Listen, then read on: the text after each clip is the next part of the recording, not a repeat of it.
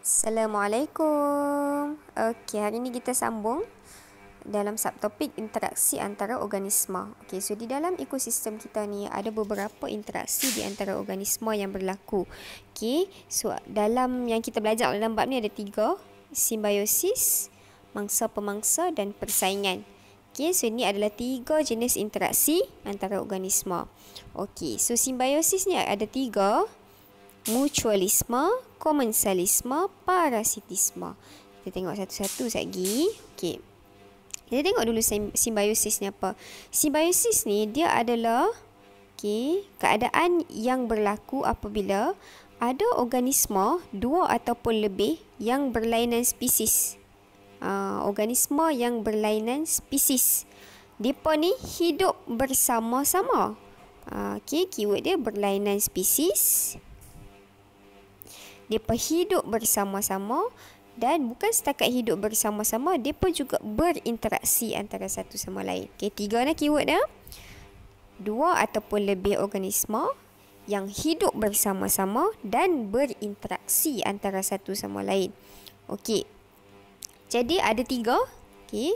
Yang pertama adalah mutualisme, komensalisme dan parasitisme. Okey, kita tengok dulu mutualisme. Okey, kalau ikutkan dalam bahasa Inggeris, mutual ni maksud dia sama.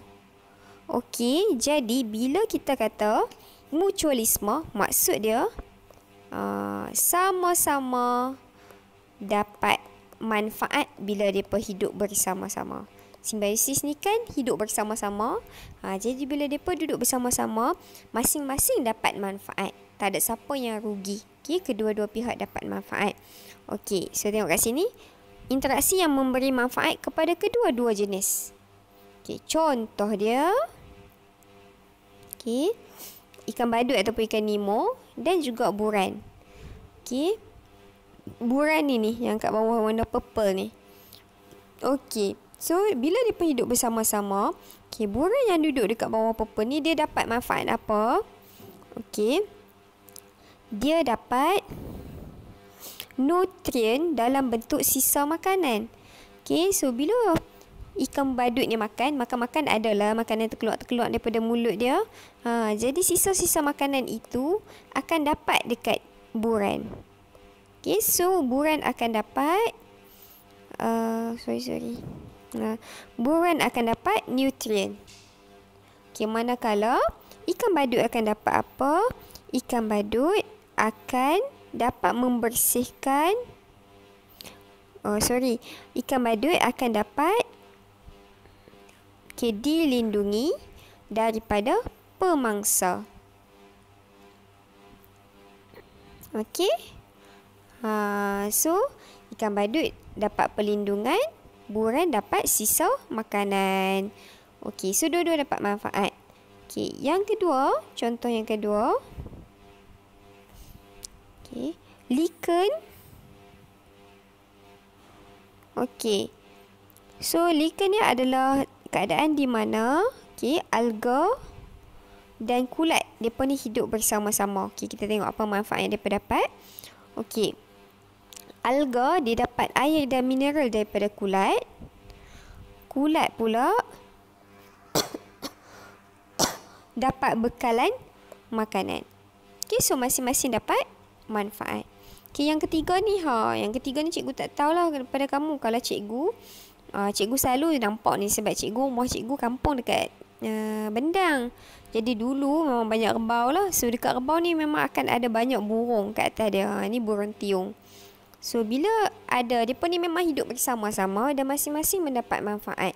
Di mana bila burung tiung duduk dekat atas rebau, burung tiung akan dapat makanan. Dia makan kutu kat atas badan rebau ni. Okey, dan rebau akan dapat apa? Rebau ni akan dapat badan yang bersih lah. Okey, sebab burung ni duk makan dia punya kutu. Okey, so itu adalah mutualisme. Okey, manfaat kepada kedua-dua jenis organisma. Okey. Kita tengok simbiosis yang kedua iaitu komensalisme. Okey, so komensalisme ni hidupan tu, organisma ni yang berlainan spesies hidup bersama-sama, tetapi satu organisma akan dapat manfaat, satu lagi organisma tidak akan dapat apa-apa. Dia tidak untung, dia tak rugi. Okey, jadi kalau tengok kat sini, dua organisma yang memberi manfaat kepada satu organisma sahaja tanpa memudaratkan atau menguntungkan organisma yang satu lagi. Okey, jadi organisma yang dapat untung tu kita panggil sebagai komensal. Okey, contoh kat sini ikan jerung dengan ikan rimora. Ikan jerung dengan ikan rimora ni akan hidup bersama-sama. Ikan rimora ni akan berada di bawah ikan jerung. Okey, dia duduk bawah ni. Ikan jerung tak akan makan dia. Sebab ikan jerung tak sampai, ikan jerung tak ada tangan kan, dia tak boleh pergi tangkap ikan rimora tu masuk dalam mulut. Kecuali kalau ikan rimora ni pergi duduk kat depan mulut dia, baru dia makan lah. Okey, tapi disebabkan dia berada di bawah badan ikan jerung, maka ikan jerung tak akan makan ikan rimora ni. Okey, jadi apa yang ikan jerung dapat? Okey, ikan jerung tak akan dapat apa-apa. Yang dapat untung ikan rimora ni, so yang ni lah yang komensal. Bila dia duduk di bawah ikan jerung, dia akan dapat perlindungan. Okey, dan dia juga akan dapat serpihan makanan. Untunglah rimora ni. Dia duduk Dia duduk kat bawah ni, binatang lain tak boleh nak makan dia, ikan lain tak boleh makan dia. Dan bila ikan jerung ni makan, sipi-sipi sisa-sisa makanan hak lebih tu pi kat dia. Ikan jerung rugi tak? Tak rugi apa, duduklah kat bawah dia tu. Dia tak ada lah mengurangkan apa-apa makanan daripada ikan jerung. Dia tak ada pergi gigit badan ikan jerung ke, tak ada. Okey, jadi ini kita panggil sebagai komensalisme. Okey, satu organisma sahaja yang mendapat manfaat, manakala satu lagi organisma tidak mendapat untung maupun rugi.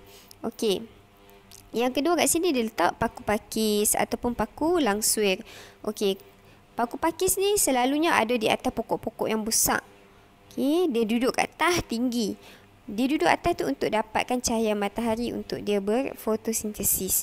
Okey, tapi pokok yang besar tu tak akan dapat kerugian apa-apa. Okey, so ini adalah komensalisme. Okey, yang ketiga di bahagian simbiosis ialah parasitisme. Okey, so parasitisme ni, parasit, dengar pun parasit kan. Parasit ni kalau kata kita buat kawan memang melingkup belah kita ni. Parasit ni dia macam kutu. Dia sebut parasit kan, di isap darah kita. Okey, so parasitisme ni dua organisma yang hidup bersama-sama yang berlainan spesies, tetapi satu pihak akan dapat kerugian. Okey, satu pihak akan dapat manfaat. Jadi kalau kat sini kita tengok interaksi yang menguntungkan satu organisma saja, manakala dan dia memudaratkan organisma yang satu lagi. Okey, dan ada nama ni, parasit adalah organisma yang dapat untung dan perumah adalah organisma yang memudaratkan. Yang dimudaratkan. Contoh macam ni cacing pita. Cacing pita ni duduk tang mana? Dia duduk dalam usus kita. Okey, jadi bila dia duduk di usus, apa yang dia buat? Dia serap nutrien daripada badan kita. Bila diserap nutrien daripada badan kita, kita akan dapat mudarat lah. Badan kita akan kurang zat dan sebagainya. So, satu pihak, parasit cacing pita tu akan dapat untung dan dia memudaratkan satu pihak yang lain, kita panggil sebagai perumah. Okay, yang kedua ni yang cikgu sebut tadi itulah kutu. Kutu ni parasit lah sebab dia pihak yang mendapat untung dan dia pihak yang memudaratkan. Siapa perumah? Kita lah perumah yang dapat kerugian ataupun haiwan. Okay, so simbiosis adalah hubungan keadaan di mana dua organisma yang berlainan spesies hidup bersama-sama. Ada 3 jenis simbiosis. Okay, kita ada mutualisme, mutual, sama-sama dapat manfaat. Yang kedua, komensalisme. Okay, satu pihak mendapat manfaat, satu lagi tidak untung dan tidak rugi. Yang dapat manfaat kita panggil komensal. Yang ketiga adalah parasitisme. Okay, hubungan yang menguntungkan satu organisma sahaja, pihak satu lagi akan dapat kerugian ataupun dimudaratkan. Okey, parasit adalah organisma yang dapat untung, perumah adalah organisma yang dimudaratkan. Okey. Satu untung dan satu rugi. Okey. Interaksi antara organisma yang kedua adalah mangsa-pemangsa. Okey, mangsa-pemangsa ni melibatkan satu organisma yang makan organisma yang lain. Jadi selalunya mangsa dia adalah mangsa dan pemangsa lah. Okey. Mangsa ni selalunya haiwan yang kecil. Selalunya, cikgu tak kata semestinya. Okey, mangsa selalunya haiwan yang kecil, pemangsa haiwan yang besar. Pemangsa adalah haiwan yang memakan. Mangsa adalah haiwan yang dimakan. Okey, tapi ada juga keadaan di mana pemangsa ni yang kecil. Contoh dia macam kalajengking. Okey, pemangsa yang kecil, ataupun ular. Macam ular kita tengok kecil kan, tapi ular sawang tu dia boleh telan kambing yang lebih besar daripada dia. Okey, tapi kebanyakan keadaan pemangsa lebih besar daripada mangsa. Contoh kat sini, okey, kita ada cheetah ni. Okey, dan juga kijang lah. Okey, pemangsa yang makan kijang. So kat sini kita ada beruang, dan beruang ni makan ikan. Okey, yang ketiga dan terakhir adalah persaingan. Persaingan berlaku apabila organisma ni bersaing. Okey, dia bersaing untuk dapatkan keperluan yang asas yang terhad. Okey, yang mana keperluan asas contoh dia cahaya, ruang, air, makanan dan pasangan. Okey, contoh dia yang paling mudah sekali lah kalau kita tengok. Okey, persaingan ni bila kita tengok kucing bergaduh lah. Depa berebut apa tu? Kucing jantan kan selalunya bergaduh. Dia bergaduh. Depa nak dapatkan ruang ataupun depa nak marking teritori depa kat situ. Ni kawasan aku. Bergaduh lah. Okay, ataupun depa ni bergaduh nak dapatkan makanan. Okay, dan pasangan. Siapa yang menang dialah yang akan dapat apa yang direbutkan. Contoh kat sini depa bersaing nak dapatkan makanan ni. Dan ni depa bersaing nak dapatkan pasangan untuk membiak. Okey, so ada 3 jenis interaksi: simbiosis, mangsa-pemangsa dan pesaing. Simbiosis ada 3: komensalisme, mutualisme, parasitisme. Okey, so last untuk hari ini adalah kawalan biologi. Okey, kawalan biologi ni adalah kita cuba satu kaedah, kita guna organisma untuk kita kurangkan bilangan haiwan perosak. Selalunya kalau ada haiwan perosak di dalam kawasan apa-apa je lah, kawasan ladang, dalam kawasan bendang, selalunya kalau kita tengok, kita musnahkan haiwan perosak tu menggunakan racun lah. Macam siput gandamas kan, bubuh racun. Kalau kita tengok tikui, kita bubuh racun tikui. Tapi kita ada lagi satu cara untuk hapuskan bilangan haiwan perosak dengan menggunakan kaedah kawalan biologi, melalui kita gunakan organisma pemangsa semula jadi. Okey, untuk kita kurangkan bilangan haiwan perosak. Contoh macam dekat sini kita nak kurangkan tikus kan. Jadi bila kita nak kurangkan tikus, kita guna apa? Kita guna burung hantu. Burung hantu ni adalah pemangsa semula jadi. Jadi kita kawal haiwan perosak, which is tikus, menggunakan pemangsa semula jadi, iaitu burung hantu. Okey, contoh lagi kat sini, kalau kita nak hapuskan jentik-jentik. Jentik-jentik ni anak nyamuk lah. Maka kita bela ikan gapi. Okay, instead of kita buat ubat jentik-jentik, kita boleh guna ikan gapi untuk makan.